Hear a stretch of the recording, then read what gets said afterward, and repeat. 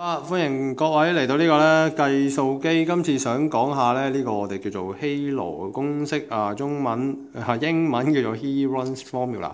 咁佢嘅玩法咧就係話，如果你有三條邊嘅話咧，基本上你係可以即刻揾到透過希羅公式咧係可以揾到佢呢個三角形嘅面積嘅咁樣。即係如果你知中間有90度咁，就基本上都唔使㗎啦，底乘高隨意 OK 嘅。咁但係通常你未必即係，尤其是高年班咧，俾你嘅直覺咧好多時都唔係90度㗎。如果你記得嗰個公式嘅話咧，咁就係你首先要揾咗個 S 啦，係咪？咁然後就 S 其實係將個周界咧隨意嘅，得嘛？三條邊嘅長度加晒，然後再隨意。咁呢個我哋叫 S 啦。咁然後 S 減一條邊 ，S 減另一條邊 ，S 減埋最後嗰條邊再開方。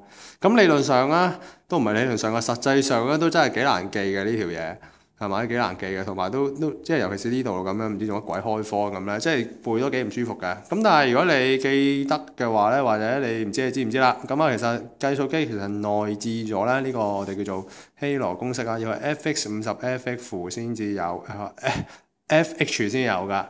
咩叫內置咧？內置即係話你部計數機係天生有㗎啦，係咪？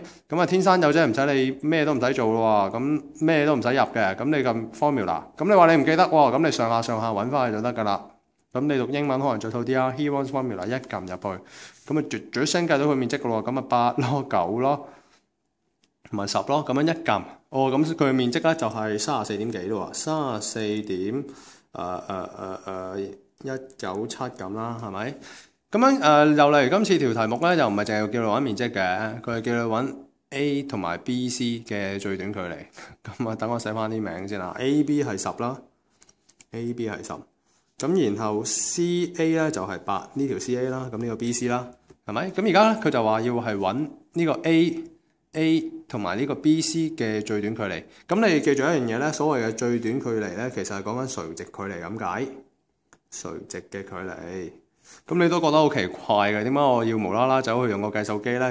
揾面積咧，其實有原因㗎。因為你只要揾到個面積嘅話咧，呢一個三角形嘅高咧，呢個三角形嘅高咪就係佢嘅垂直距離咯，係咪？咁你咁乜底乘高除2咪就係等於呢個面積咯，係咪？例如題目轉一轉啊，叫你揾 C 同埋 AB 嘅距離，係咪？咁你咪呢度 drop 條垂直線落嚟，呢個咪就三角形嘅高咯。